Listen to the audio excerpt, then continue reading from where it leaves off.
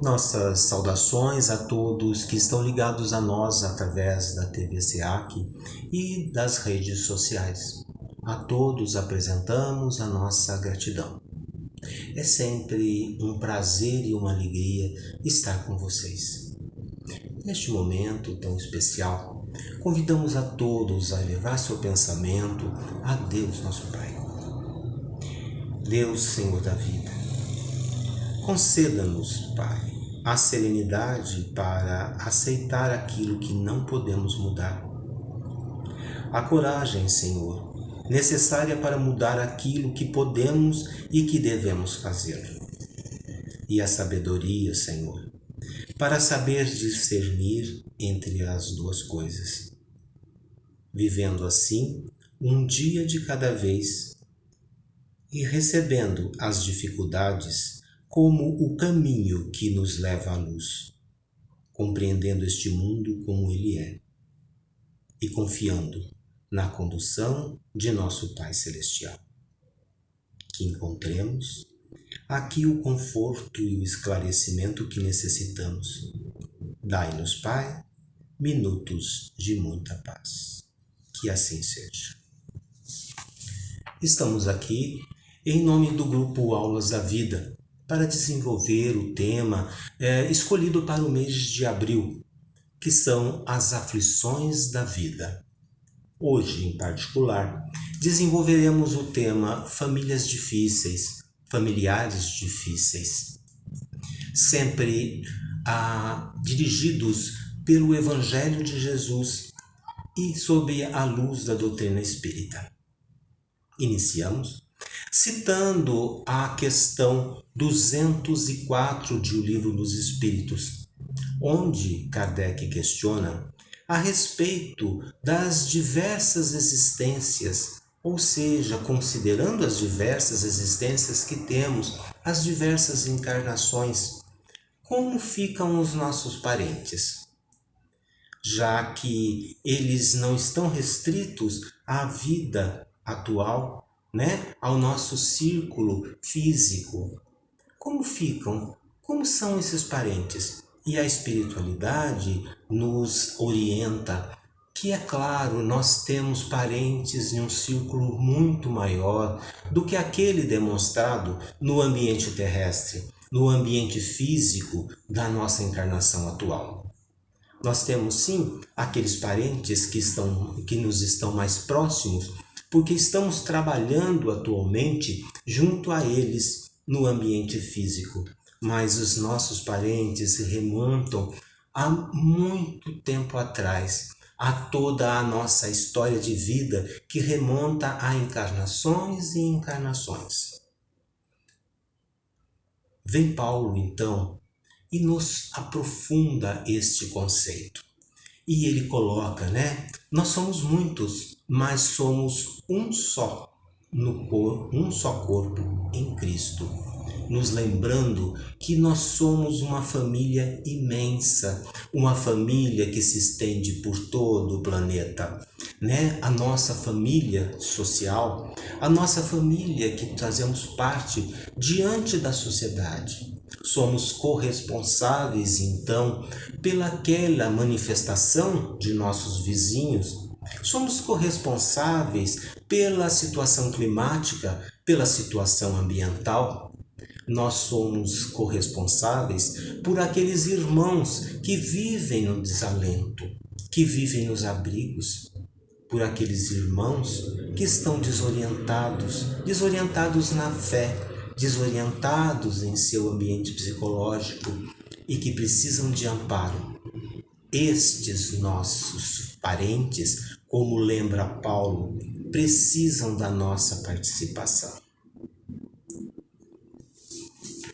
Iniciamos, o nosso estudo tratando de um livro escrito por Chico Xavier, pelo Espírito de Emmanuel, A Boa Nova. Ele nos reporta a respeito da fragilidade que às vezes sentimos, pela fragilidade que temos de não sermos capazes. Nós não estamos preparados para resolver os problemas da nossa sociedade nem sequer estamos preparados para resolver os problemas do ambiente doméstico que se apresenta nesta encarnação, na minha família mais próxima. E ele diz assim, é uma conversa entre o mestre e o apóstolo André. André diz o seguinte, mestre, nos últimos dias eu tenho me sentido doente. Estou com receio não poder trabalhar como os demais trabalham. Como poderei ser fiel a Deus estando enfermo? Jesus diz então, André, nos dias de calma é fácil provar a nossa confiança em Deus. Mas a dedicação verdadeira é demonstrada nas horas de tormenta, quando tudo parece contrariar, parece perecer. Se tudo lhe faltar, André, suas mãos, seus pés, sua fala, seu olhar, então, André, sirva a Deus com paciência e coragem. E é com essas duas palavras, paciência e coragem, que vamos nos reportar ao ambiente doméstico atual nesta encarnação, aquele que apresenta a nossa família mais próxima, aquele ambiente em que vivemos todas as dificuldades. Quem não as tem? Todos nós estamos diante de desafios altos, desafios que nos apresentam em nosso lar, em nossa família. Agora surge um convite. Será que nós não estamos nos iludindo?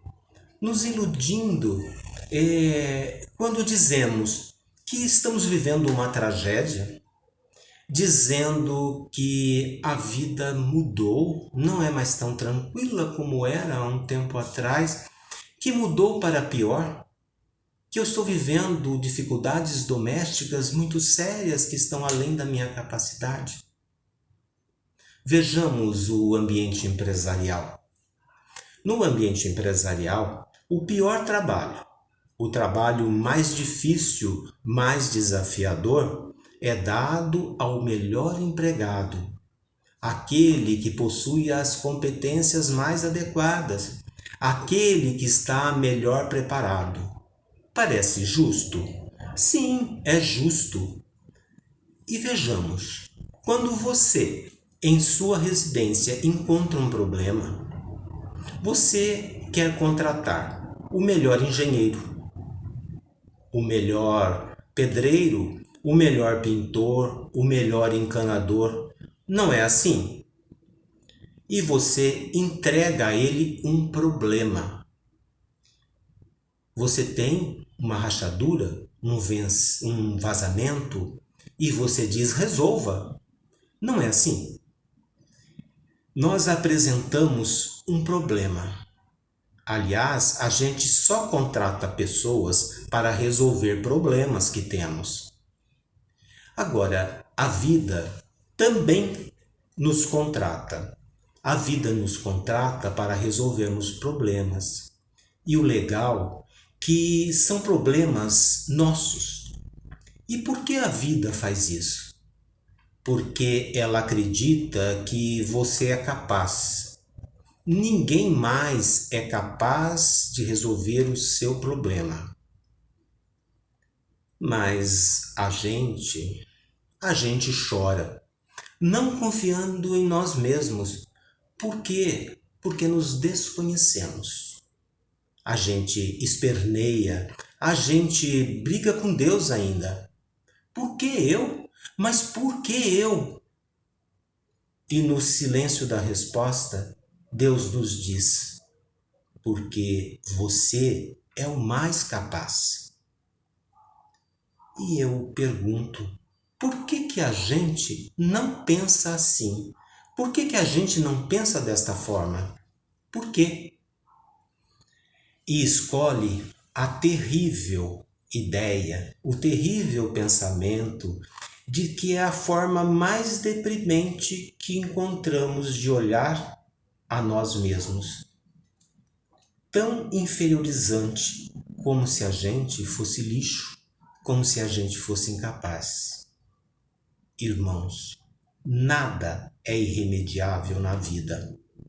Nada é irremediável diante da imortalidade, no amor e na capacidade que eu tenho, na capacidade que nós temos.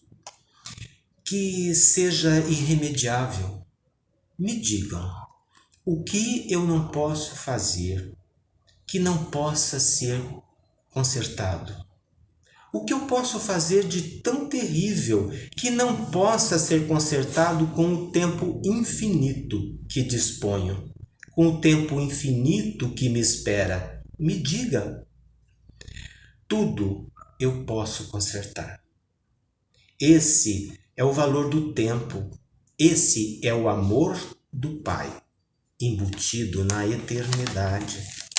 Nós podemos consertar tudo, aprender tudo, porque temos tempo, porque temos o amor do Pai, porque somos capazes. Nada nos falta, como diz o brilhante Salmo 23. O Senhor é meu pastor, nada me faltará. Deita-me em verdes pastos, ajuda-me mansamente, levando-me a águas tranquilas. Refrigera a minha alma, guia-me pelas veredas da justiça, por amor do seu nome. E ainda que eu andasse pelo vale da sombra da morte, não temeria o mal algum, porque tu estás comigo. Se nos referirmos à família daqueles que nos são mais próximos, ou mesmo da família que envolve toda a sociedade, vamos verificar que todos nós somos viajantes, que todos estamos a caminho, todo mundo está em viagem, todos estão caminhando. Isso nos traz uma certa angústia. Será que eu estou caminhando certo? Será que eu não vou me perder? Será que o meu passo está na velocidade correta? Será que estou caminhando adequadamente? Será que eu vou chegar até o final da caminhada? Essas são angústias de quem vive, na verdade, de quem caminha, porque a vida é uma caminhada. Tanto que Jesus se coloca como um guia. Isso consta lá no Livro dos Espíritos. E se Jesus é guia, ele é guia de quem viaja, de quem caminha, guia de quem busca. Mas ele não é só guia, no sentido de mostrar o caminho. Olha por aqui, ele não é só guia no sentido de ser, ele também é modelo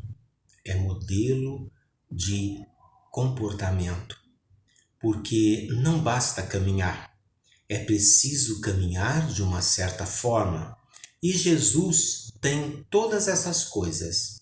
Há uma forma de caminhar.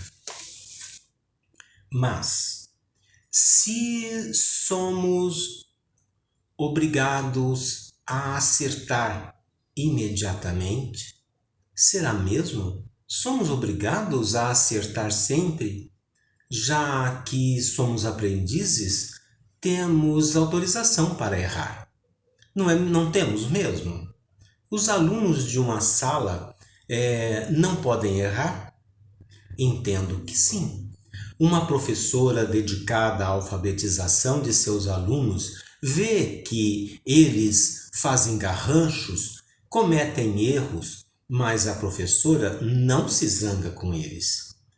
Porque, se o fizesse, atrapalharia seu aprendizado. Ela, professora, os estimula, incentiva, mas ela não se altera. Também não interrompe o aprendizado, mesmo que ele, aluno, tenha dificuldade. Ela prossegue. Na escola, o que de grave pode acontecer se eu errar? No máximo, eu vou ter que repetir a matéria, vou ter que fazer a matéria novamente, mas justamente porque não aprendi. Isso é justo, não é defeito, não é um defeito errar. Se estou aprendendo, faz sentido. Faz sentido, mas a nossa cultura, o pensamento é completamente diferente disso. Parece que é proibido errar.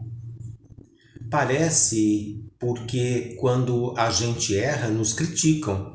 E pior, nós nos criticamos.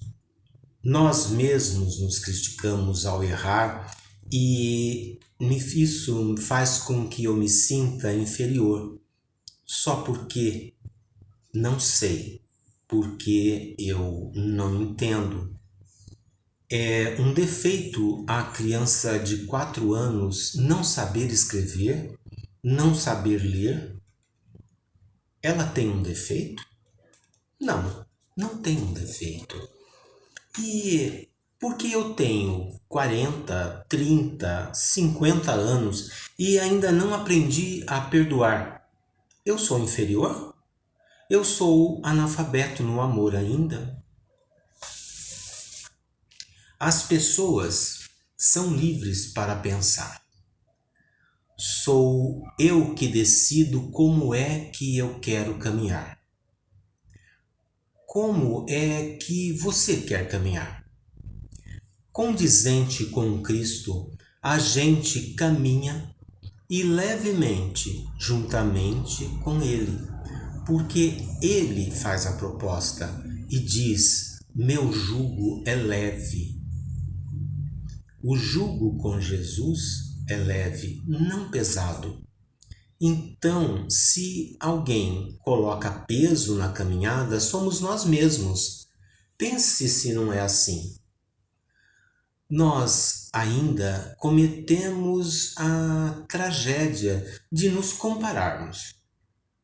Qualquer tipo de comparação é injusta, angustiante, ilógica, porque eu não posso comparar abacaxi com banana.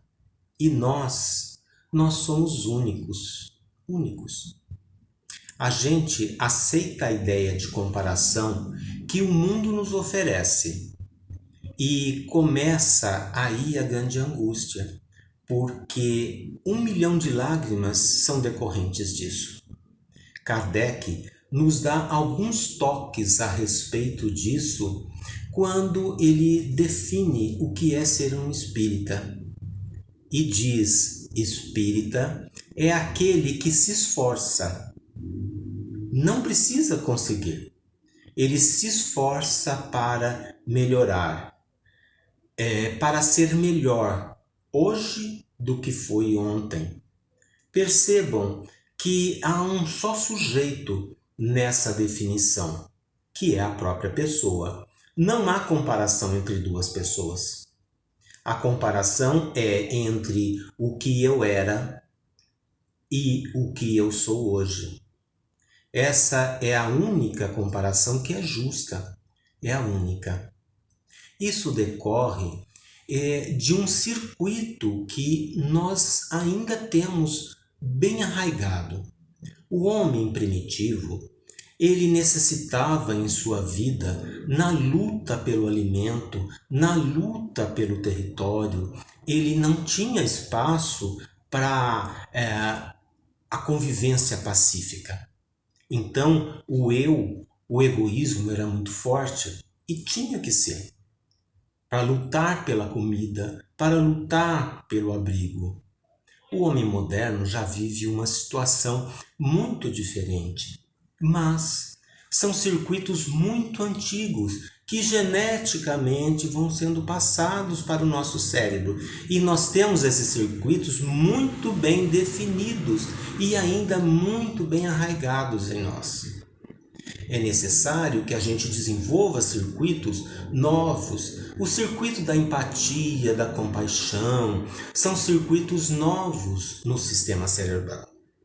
Nosso cérebro é um instrumento que serve ao espírito. Há necessidade, então, que prestemos muita atenção nos circuitos que precisam ser desenvolvidos. Esses circuitos precisam ser incentivados, estimulados, para que se desenvolvam em nosso cérebro e substituam sistemas antigos que já não mais nos atendem. Imaginemos um drone. Imaginemos que nós possamos flutuar para fora de nós e observar o funcionamento do nosso cérebro, de forma que nós enxerguemos aquilo que está ocorrendo, quais circuitos estão dominando as nossas atitudes e façamos escolhas que nos são permitidas, já que nós, espíritos, podemos decidir, nós podemos escolher diante da liberdade que nos foi dada por Deus.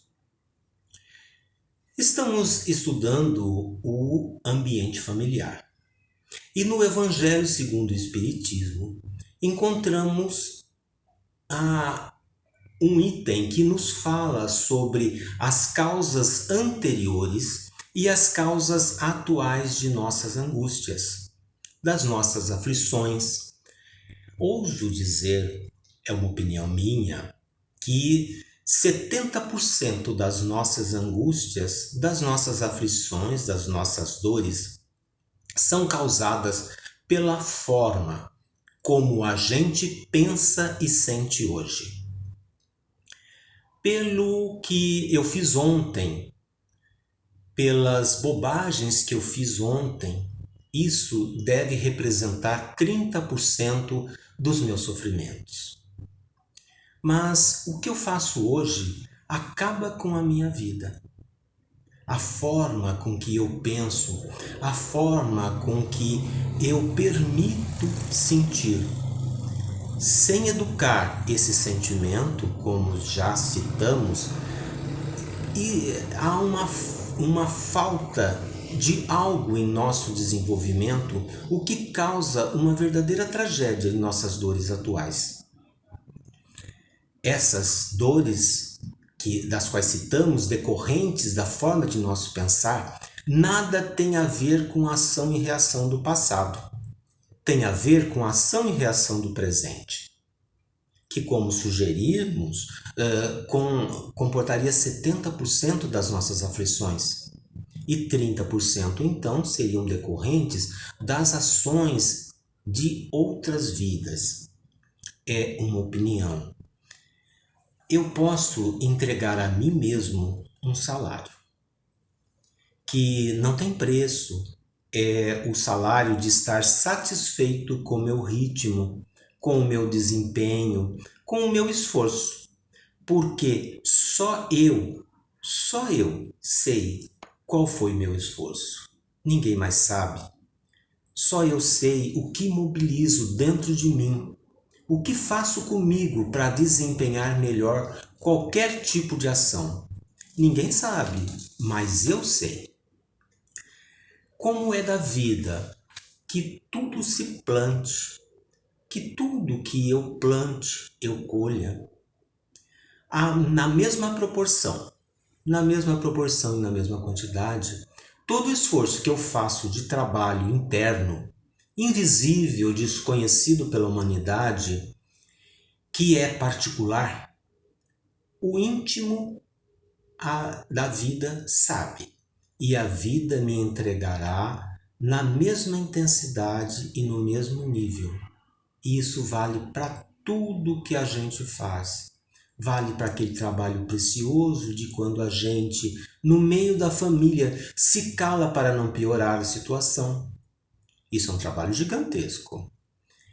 E vale também para quando eu me esforço para mostrar ao outro que está tudo errado. Mas quantas vezes a gente consegue calar? Quantas vezes a gente consegue falar?